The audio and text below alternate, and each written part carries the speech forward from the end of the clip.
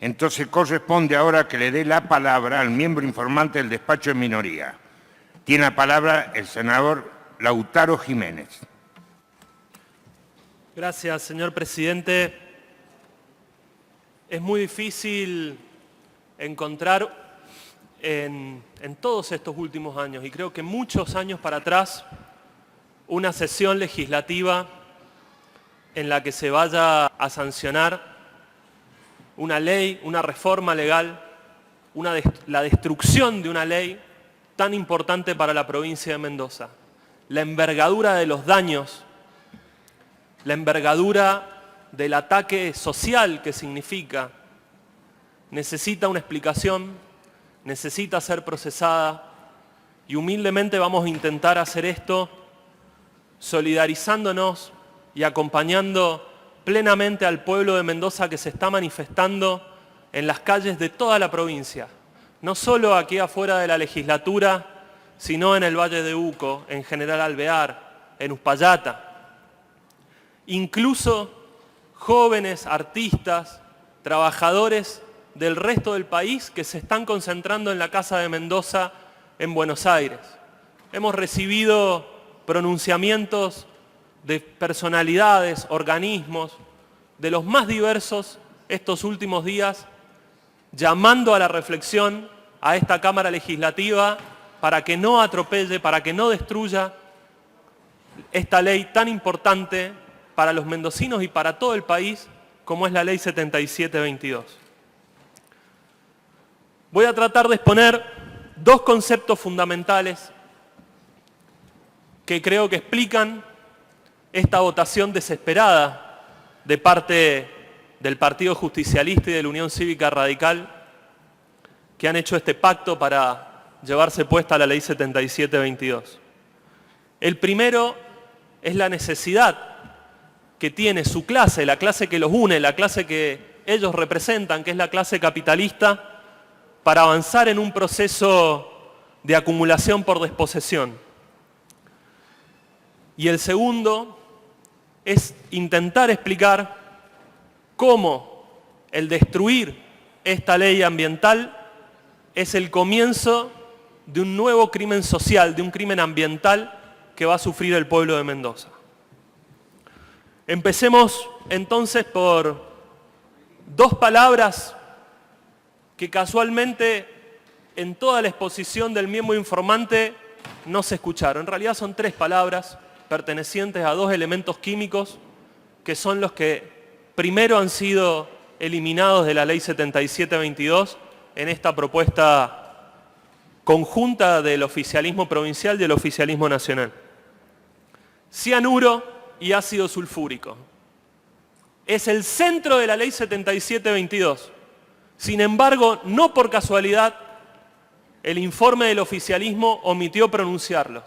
Son dos palabras que, como las cosas que traen muerte, muchas veces se prefieren no nombrar, porque son malas palabras cuando se trabaja a gran escala, cuando lo que se está sancionando es la aprobación de la creación de diques de cola en las cuencas del río Mendoza, en las cuencas del río Atuel, en las cuencas del río Grande, de los 5 ríos que sustentan los oasis productivos de Mendoza.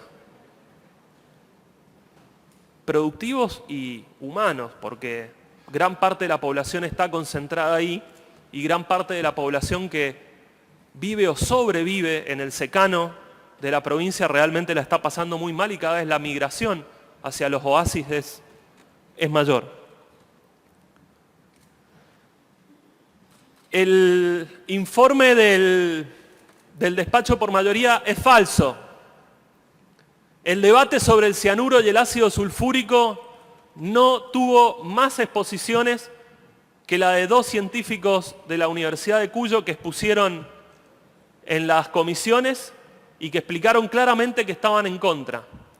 Todo el resto de los actores que citó el senador preopinante opinaron sobre proyectos distintos que estaban presentados anteriormente y que se debatieron en audiencias del 2018, donde jamás hablaron de esas sustancias benevolentemente y explicando que estaba bien pasar de lo prohibitivo al blindaje, ¿no? Este concepto que tiene un rasgo de honestidad intelectual de parte del oficialismo. De hecho, el mismo equipo de gobierno que vino a exponer tanto en el 2018 como esta semana a la Cámara, y que esta semana vino sí a defender el cianuro, en el 2018 vinieron a decir que lo bueno que tenía el proyecto presentado por el senador Abraham era que mantenía la prohibición del cianuro y el ácido sulfúrico. Por ello, todos los debates del 2018 se concentraron alrededor del otro concepto que estaba en la ley, que era otras sustancias tóxicas similares. Y todos los científicos que exponían, en uno u otro sentido, hablaban de químicos como el xantato u otros que se utilizaban en la actividad minera y explicaban que, bueno, si se mantenía prohibido el mercurio, el ácido sulfúrico y el cianuro, nada podía salir mal. Se expusieron, se demostró que el xantato también era tóxico, que era complicado, bueno. Pero en el golpe de mano que dieron con este pacto entre la UCR y el PJ para destruir la 7722, cambiaron totalmente el espíritu, no el espíritu, la letra de la ley. Directamente. Lo convirtieron en la ley que va a habilitar el uso masivo del cianuro y el ácido sulfúrico en las cordilleras de Mendoza y en las cuencas de nuestros ríos. Ni un solo científico, ni un solo docente universitario, nadie mínimamente estudiado que no quisiera venir a hacernos burlas, como la ingeniera Scalani, que evidentemente tiene títulos, ha estudiado, pero quiso venirnos a convencer de que los diques de cola de las mineras tienen menos ácido sulfúrico que una batería de auto, o menos cantidad de cianuro que el SIF que uno le pone a un paño, un ama de casa le pone a un paño de cocina cuando lo mezcla con lavandina. Una falsedad ideológica y material indescriptible, que lamentablemente algunos senadores, en lugar de rechazarlo y exigir que vinieran a dar informes científicos serios, lo agradecieron como qué buena explicación didáctica. Eso es lo que se está votando con la sanción de la destrucción de la 7722. La creación de diques de cola que los informes de las Naciones Unidas, presentados también por científicos ante esta Cámara, han indicado que en las últimas décadas en todos los países, desde Estados Unidos, no en todos los países, sino en países tanto parecidos al argentino, que pueden ser comparables como Perú, Brasil, México, como también en los llamados países desarrollados, como es el caso de Canadá, Estados Unidos, Finlandia, el Reino Unido, ha tenido una altísima cantidad de incidentes ambientales informados oficialmente, cuantificados oficialmente por las Naciones Unidas. Y que si bien, en comparación con la década anterior, no ha aumentado la cantidad de accidentes en número, sí ha aumentado la gravedad de los mismos, la cantidad de soluciones tóxicas derramadas, del impacto ambiental e incluso la cantidad de muertos, como aquellos más de 200 muertos que tuvo el incidente ambiental, el crimen ambiental de Brumadinho en Brasil, hace muy poco tiempo atrás. Se quiere habilitar esos diques de cola en la provincia de Mendoza en un contexto de emergencia hídrica sin un solo informe serio de cómo se puede evitar que lo que pasa en todo el mundo y en todo tipo de países, que es que se desarrollen este tipo de accidentes ambientales, se vaya a evitar en Mendoza. El segundo elemento es la destrucción del control legislativo. Esta legislatura que tan rápidamente se ha preparado para sesionar, para darle movimiento a esta reforma legal, deja atrás la necesidad de que la declaración de impacto ambiental sea discutida y ratificada por ley en la legislatura, que justamente permitía que aquellos posibles defectos o aciertos que tuvieran las declaraciones de impacto ambiental la legislatura pudiera corroborarlo con organismos científicos, con profesionales, como se ha hecho anteriormente. Y además se presenta esta falacia de la supuesta licencia social, que es por lo que se reemplazaría, pervirtiendo totalmente la significación de este término, reemplazándolo por la aprobación que le tiene que dar el municipio. Cuando sabemos que la actividad minera no afecta a municipios en sí, afecta a cuencas hídricas. Entonces, es lógico que, como han chicaneado varias veces diciendo por qué el pueblo de Alvear rechaza la minería si allí no se va a llevar esa práctica, se va a llevar en Malargüe. Simplemente porque la cuenca hídrica que permite que exista la vida, los cultivos, todo tipo de actividad productiva y que puedan tomar agua potable en sus casas, proviene del río Atuel, que tiene sus nacientes en el departamento de Malargüe.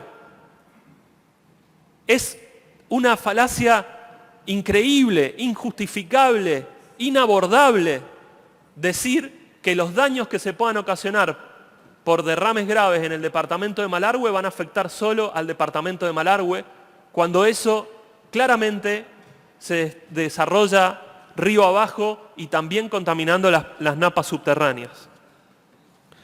El tercer lugar, y que ha sido denunciado por organismos científicos y por las eminencias más importantes que tiene la provincia en materia de glaciología, de las ciencias ambientales, es el intento de deslegitimar y convertir en una especie de juez y parte, que crea un concepto medio confuso, a los organismos de control que no son de control, son organismos de investigación, son organismos científicos, como es el caso del Yanigla, que quieren ser incorporados en la ley, aparentemente para que ejerzan como organismos de control, y en realidad no es otra cosa que para intentar convertirlos en coautores, en responsables de lo que vaya a suceder.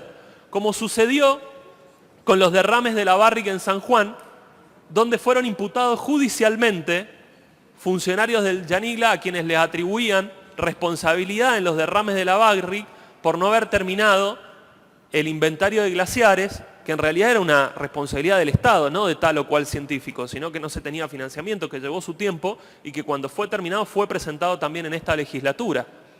Pero ese intento de imputarlos, de atribuirle la responsabilidad, en realidad tiene como fin tapar la responsabilidad de los reales responsables, que son las empresas y el Estado y el gobierno de la provincia de San Juan, la Secretaría de Ambiente. Esto es lo que se está votando. Luego entran los fundamentos políticos, ¿no?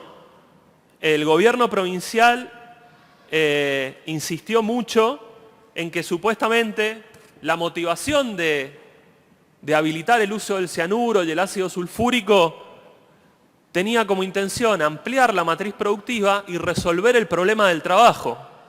Aportaron algún tipo de datos, muy pocos, y los mismos son muy difíciles de corroborar. De hecho, el miembro informante acaba de prometer 5.000 puestos de trabajo en la minería, que no es lo mismo lo que luego se filtra a la prensa y las portadas, por ejemplo, del diario, de los suplementos de Diario de los Andes, que hablan de 130.000 puestos de trabajo, ¿no? Prometería, o sea, es la forma de hacer lobby por esta ley, llamaría mucho la atención que cómo se pueden crear 130.000 puestos de trabajo cuando toda la minería metalífera en el país, en todo el país, emplea menos de 10.000 personas. Pero bueno, cuando hay una guerra contra el medio ambiente, cuando se trata de llevar adelante este tipo de cosas, se vale todo.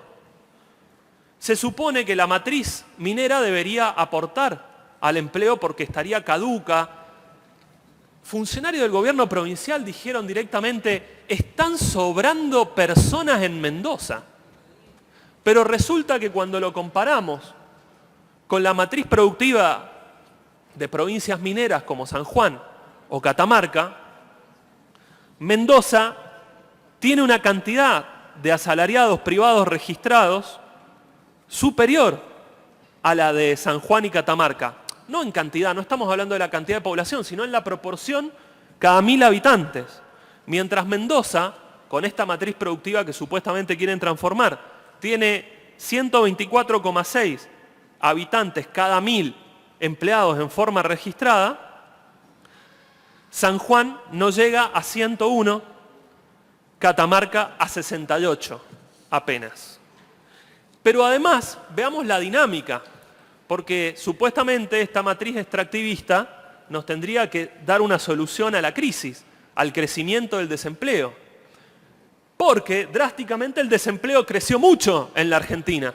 Pero esto no es culpa del FMI, esto no es culpa del ajuste de Macri. No, eso ya pasó, ya las elecciones pasaron. El Partido Justicialista se olvidó de Macri, eso es para otro momento. Ahora es culpa de la matriz productiva. Entonces veamos cómo afectó el crecimiento de la desocupación a Mendoza y cómo afectó a San Juan y Catamarca, en donde la desocupación creció muchísimo más, sobre todo en San Juan. Evidentemente no lo salvó la minería. Se usa la falacia de que Mendoza no estaría utilizando los recursos del suelo cuando es una provincia petrolera que tiene un recurso estratégico en la explotación del petróleo convencional, que emplea a mucha más gente, 4.756, mientras en San Juan la actividad de la minería tiene apenas 3.200. Con el número que dio el miembro oficialista, supuestamente vamos a tener más empleados mineros que San Juan. O sea, es bastante optimista. Pero además, tiene Mendoza mejores sueldos que San Juan. 87.000 en promedio de un trabajador de esa actividad versus 83.000. Tiene un mayor volumen de masa salarial. Entonces, la discusión de que la minería va a ayudar a resolver el problema del empleo es una falacia. No cambia la matriz de trabajo, cambia la matriz extractiva.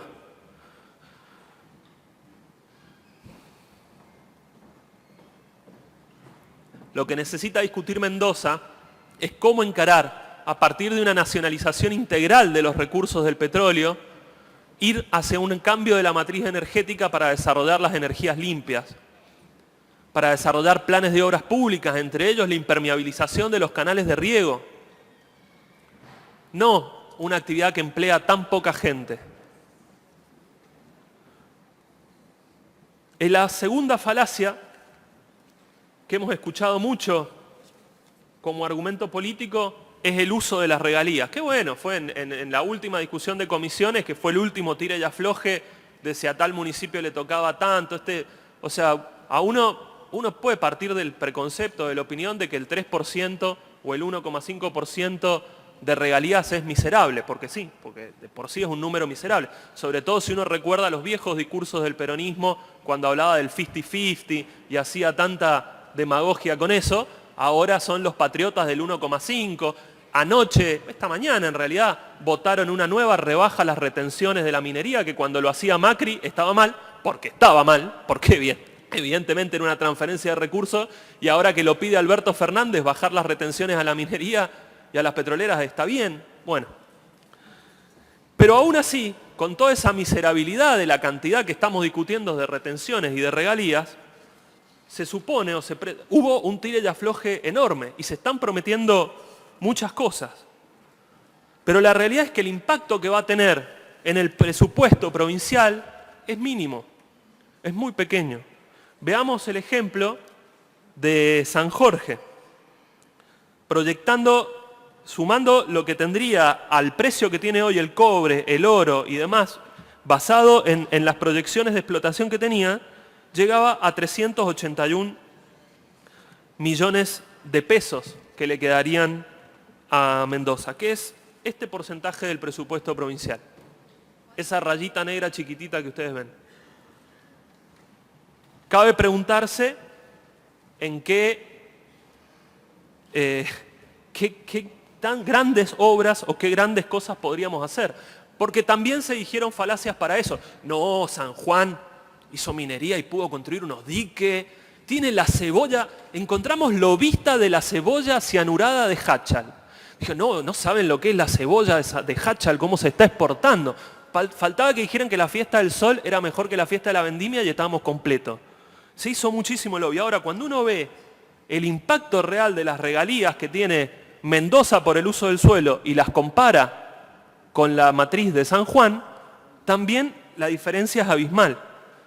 Mientras que en el Mendoza obtuvo durante el ejercicio del 2018 6.338 millones de pesos en concepto de regalías por la explotación de sus recursos del suelo, San Juan recaudó apenas 816. Y si comparamos el crecimiento que ha tenido por estos vaivenes que tienen los precios internacionales, en donde la minería tiene precios mucho más bajos, el crecimiento también casi que se duplicó entre el 2017 y el 2018, los ingresos de Mendoza pasando de 3.200 a 6.300 millones, mientras que la minería en San Juan pasó apenas de 620 a 800. Es decir, un crecimiento muchísimo más moderado. ¿Y por qué entonces se pueden hacer obras, tiene un mayor...? Bueno, porque básicamente Mendoza está castigada por la coparticipación. Ese es el problema, el ahogo presupuestario que en gran parte tiene Mendoza. Mientras que San Juan recibe por habitante 61.000 pesos en promedio, Catamarca 93.000 pesos, Mendoza está entre las tres peores por cantidad de coparticipación que recibe por habitante, transferencias automáticas, llegando apenas a los 30.000. Si Mendoza, que solamente los más perjudicados son solamente la capital federal y la provincia de Buenos Aires, por supuesto, que es la más perjudicada. Pero no digamos que encaremos una discusión para que Mendoza reciba en promedio por habitante lo que recibe San Juan y Catamarca, sino si apenas recibiera lo que recibe la provincia de Santa Fe, que está un poco mejor, tendría un presupuesto provincial muchísimo más fuerte para encarar planes de obras públicas, de irrigación, de impermeabilización de los canales de riego. Santa Fe está recibiendo en promedio 38.000 pesos por habitante. Estamos hablando de menos de 7.000 pesos por habitante de diferencia. Pero estas discusiones no van. Se vende la falacia de que San Juan, Catamarca, aparentemente son más independientes de la nación, cuando en realidad no es así. San Juan es muchísimo más dependiente de las transferencias que le hace la nación en recursos a los que tiene Mendoza.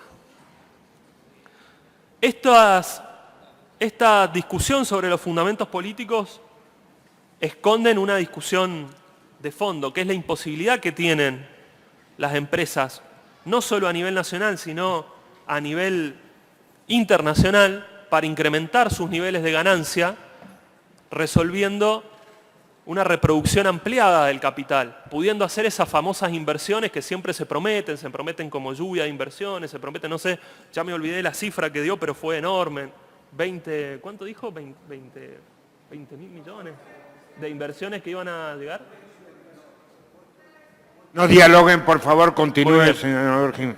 La realidad es que hay una incapacidad para hacer inversiones de capital en manufactura, en industrialización, en servicios de mejor calidad, porque tienden a caer sus precios, sus niveles de tasa de ganancia, y van hacia un proceso donde tratan de ampliar sus márgenes de ganancia a través de lo que geógrafos marxistas como David Harvey ha teorizado como un proceso de acumulación por desposición.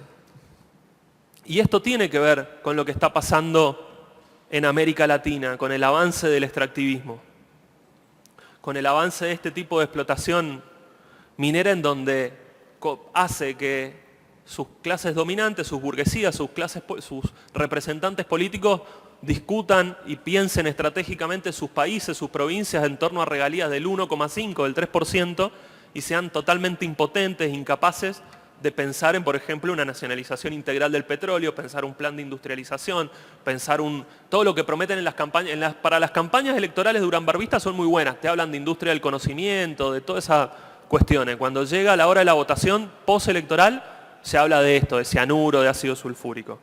Y esto también lo presentaron los funcionarios del Poder Ejecutivo Provincial como un supuesto fortalecimiento geopolítico de la provincia y del país. Esto nos va a dar mayor independencia, esto nos va a fortalecer en el mundo, decía. Ya termino, señor presidente. La realidad es que no es lo que está pasando en América Latina. La realidad es que gran parte de esas empresas mineras financiaron y desarrollaron el golpismo en Bolivia para avanzar sobre los salares que no podía avanzar el gobierno de Evo Morales, sobre la explotación del Amazonas. Y está demostrado que esos intereses son los que financiaron el golpismo en Bolivia. Eso no fortalece geopolíticamente a la provincia, lo hace más vulnerable a las presiones del imperialismo, de la embajada norteamericana, a sus exigencias como empezar a hablar de terrorismo, cuando hay protestas socioambientales, deslizar esas palabras, que hayan crímenes como el de Rafael Nahuel, como el de Santiago Maldonado. Y finalmente, lo que tenemos que discutir, señor presidente, es qué va a pasar. Si esta votación va a cerrar el proceso, si este pacto entre Alberto Fernández, que ha puesto un ministro de la Barriga al frente de la Secretaría de Minería, como Alberto Hensel, esta rebaja de las regalías, este intento de empezar por Mendoza, como lo llevó como un plato, como un festín, a la mesa en la que se sentó a cenar con Mañeto, Roca, la cúpula de la Asociación Empresaria Argentina, y anunciando que era recién el comienzo, porque van por Chubut, van por Andalgalá, van por cualquiera de esos lugares donde hasta ahora la resistencia popular ha impedido que se contaminen sus aguas, sus glaciares, sus napas subterráneas. Y este avance del gobierno provincial para conseguir unos pesos más para, no sé, volver a renovar la Plaza España o cualquiera de ese tipo de obras espectaculares que hacen, va a marcar una derrota del pueblo de Mendoza. Yo creo que no. Yo creo que lo que está sucediendo hoy en la provincia muestra que esto recién empieza. Que por más que acá se hayan ignorado la firma de más de 500 docentes, científicos, universitarios, se haya desoído a las asambleas populares por el agua y se quiera mostrar de que realmente tiene una licencia social esto, el futuro va a demostrar que eso es falso y lo que está, así como avanzan los golpistas, así como avanza la derecha en América Latina con la complicidad de estos falsos progresistas que supuestamente son la oposición a eso y que luego son los primeros en decirle, bueno, vamos a votarle las leyes, también hay un movimiento desde abajo muy fuerte en América Latina. Y el ejemplo de Chile es un gran ejemplo de cómo se tiene que luchar y evitar que Mendoza se convierta en una zona de sacrificio. Hay que trabajar, está muy bien, es muy importante el trabajo que están haciendo las asambleas, pero también hay que sumar la fuerza de la juventud que en todo el mundo se está levantando contra el cambio climático. La juventud tiene que tomar partido en esta lucha, tiene que intervenir en las calles, tiene que solidarizarse y también la clase trabajadora que va a ser gravemente afectada por esto y plantear la necesidad de articular la movilización popular con una huelga general que derrote esta ofensiva pro contaminación, pro saqueo que está llevando adelante la representación política de Mendoza y de Argentina. Muchas gracias, señor presidente. Gracias, señor senador.